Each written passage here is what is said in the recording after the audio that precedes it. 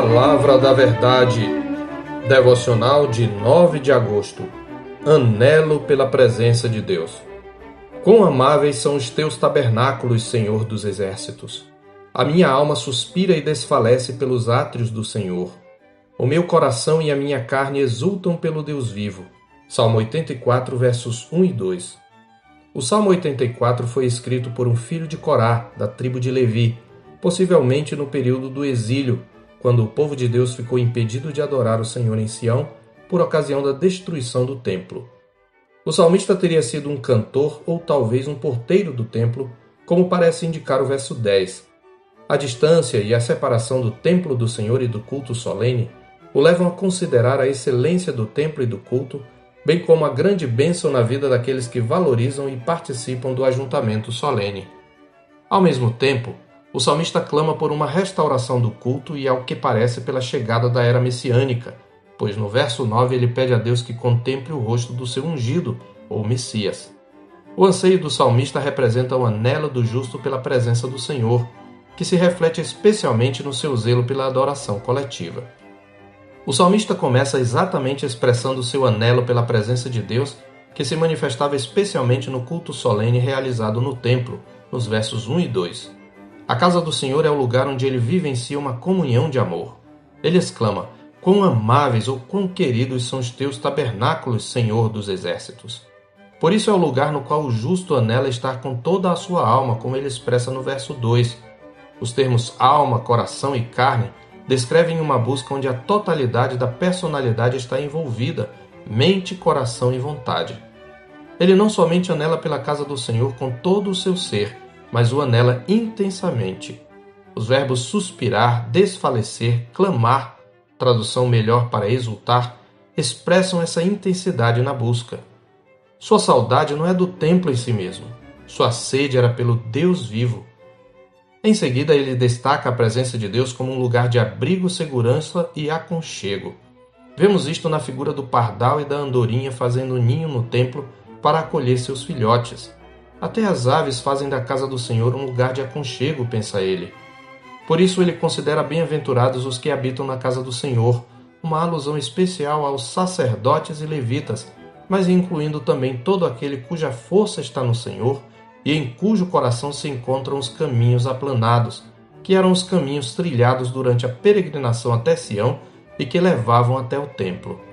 Ele se lembra dos fiéis que peregrinavam até Sião nas festas e dias santos. Ele assim os descreve nos versos 4 a 7. Bem-aventurados os que habitam em tua casa, louvam-te perpetuamente.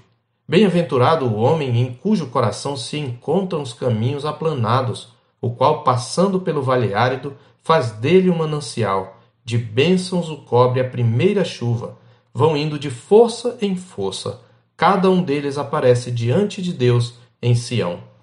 Nesta descrição, aprendemos que aqueles que têm no coração os caminhos que levam a Deus têm sua vida marcada pelo louvor constante, pela busca confiante e pelo caminhar perseverante. Na jornada até Sião, os peregrinos tinham que passar por vales secos, mas durante a passagem, em certos períodos do ano, eles presenciavam as primeiras chuvas cobrindo o vale de relva verde de cisternas, trazendo de volta o ciclo da vida. O salmista compara esse fenômeno com a própria experiência espiritual do justo em sua jornada. Ele caminha pelo vale, mas vai de força em força, de fé em fé, até que finalmente chega na presença de Deus em Sião, onde se unirá a todo o povo de Deus no culto solene.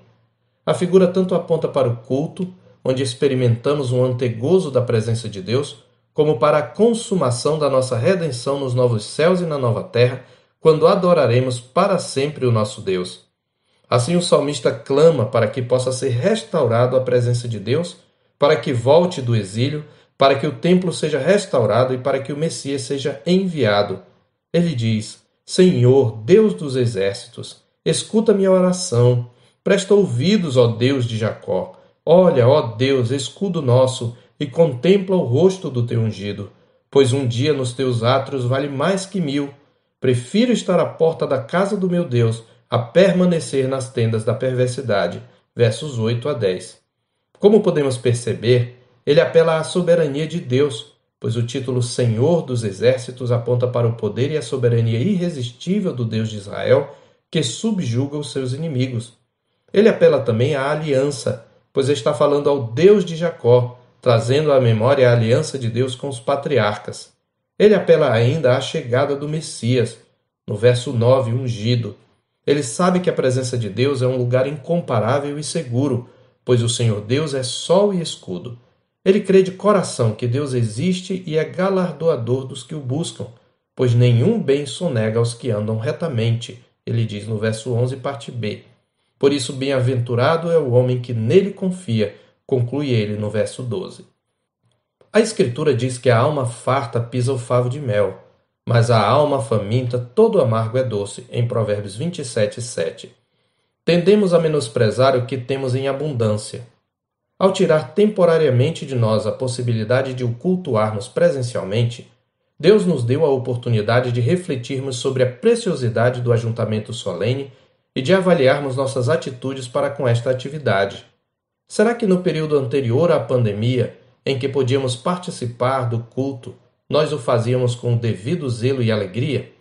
Do que realmente sentimos falta durante o isolamento? Foi da presença especial de Deus na adoração coletiva do seu povo ou na sociabilidade em si? Estes tempos de isolamento intensificaram em nosso coração o anelo por adorar com o povo de Deus ou arrefeceram o nosso fervor, levando-nos a nos acomodar ao virtual?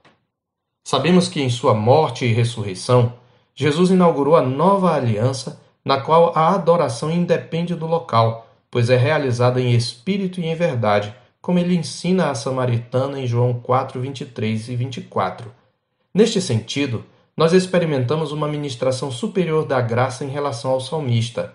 Mas este fato não anula a importância do aspecto corporativo e presencial da adoração. Ela continua sendo não apenas presencial, mas também uma experiência coletiva. Pois seja onde for, a igreja enquanto povo é o santuário do Deus vivo, como está escrito em Efésios 2, de 19 a 22.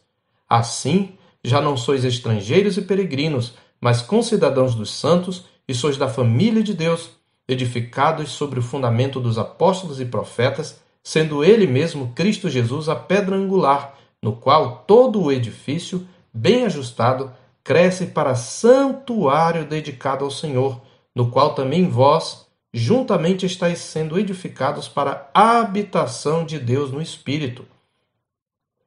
Igualmente, a Escritura questiona-nos em 1 Coríntios 3,16. Não sabeis que sois santuário de Deus e que o Espírito de Deus habita em vós? E ainda, em 1 de Pedro 2,5 está escrito: também vós mesmos, como pedras que vivem, sois edificados casa espiritual para ser de sacerdócio santo, a fim de oferecer de sacrifícios espirituais agradáveis a Deus por intermédio de Jesus Cristo. Portanto, não devemos de tal maneira nos acostumar com as formas alternativas ao ajuntamento solene no mesmo lugar, que nosso coração venha a acomodar-se ao que se chama de novo normal. Uma observação adicional é necessária aqui. Nos lugares onde os cultos voltaram, certamente temos os casos de irmãos e irmãs que, por sua condição, precisarão ainda ficar em casa. Tal medida é prudente e recomendável. Mas se você está indo trabalhar normalmente de maneira presencial e se voltou às suas atividades, assim chamadas seculares, mas não vai ao culto porque tem medo da pandemia, você está sendo, no mínimo, incoerente. Pois se Deus o protege nos demais dias da semana, como não o protegeria no dia em que Ele mesmo escolheu para que você o adore com o povo de Deus? E se você se arrisca por causa da comida que perece, por que não o faria pela comida que subsiste para a vida eterna? Pois ali, não pelo local, mas pela presença especial de Cristo no meio do seu povo reunido, é a casa de Deus. Que nosso pensamento seja como o do salmista: prefiro estar à porta da casa do meu Deus a permanecer nas tendas da perversidade. Eu sou o pastor Marcos Augusto, pastor da Terceira Igreja Presbiteriana de Boa Vista, em Roraima. Tenha um bom dia na paz do Senhor Jesus.